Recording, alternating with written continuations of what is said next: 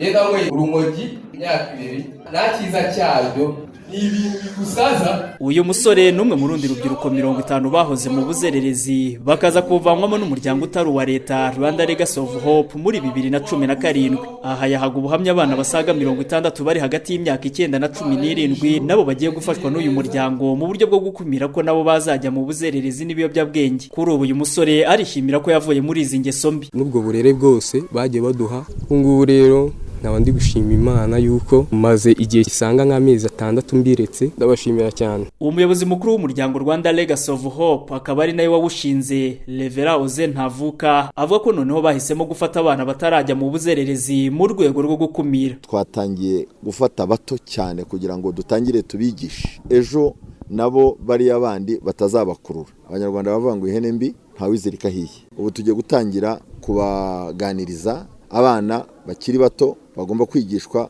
kudatwara inda batarageze imyaka yo gushyingirwa ndetse no kunywa ibiyobyabwenge. Aba bana barimo abakobwa 32 n'abahungu 30 banahise bakorerwa ikipe y'umupira w'amaguru ndetse ikaba yanditse muri Ferwafa ku buryo uyu mwaka izakina shampiyona y'abari munsi y'imyaka 17. Kwikubitiro banahise bahabwa ibikoresho bya siporo birimo imyenda n'imipira yo gukina bifite agaciro ka miliyoni 15 z'amafaranga y'u Rwanda. Kuba mu ikipe abo bana bashimangira ko ari inzira nziza yo kubarinda kujya mu bigare bibi. Buri ukinye umupira bituma ukura neza kandi nanone iki n'umupira bituma utekereza neza ntago wajya muri timu y'abantu bafite imico mibi. Bizagenda neza cyane kuko nyine naba navuye mu gatsiko kabi naje muri kipe nyine. Umunyamabanga nshingwabikorwa w'umurenge wa Kigali Ntirushwa Christophe avuga ko ibi bikorwa bitanga icyizere ko bazarandura ikoreshwa ry'ibiyobyabwenge mu rubyiruko rwo muri uyu murenge. Ibiyobyabwenge mu by'ukuri irahari naba mwabonye ko batanze ubuhamya ko benshi babinywaga bakaza kubivamo kandi twizera ko noneho iyo wabivuyemo ukaza no mu rusengero ugasenga ubahe n'ikize kutazanabisubiramo. Rero barimo baradufasha. Iyi ni gahunda twibaza ko urubyiruko rwahereweho narujyana nk'intumwa ruzadufasha ku buryo n'abagenzi babo noneho bari mu ngeso mbi bazabona uko abangaba babayeho bikaba byatanga icyerekezo ko tuzageza kugenda tubirwanya dufatanije kugeza igihe bizacika kuko uru ni urugendo dutangije rutazahagarara. Uwo muryango Rwanda Legacy of Hope unafite kandi gahunda yo kubaka ibibuga 5 by'imikino muri uyu murenge wa Kigali.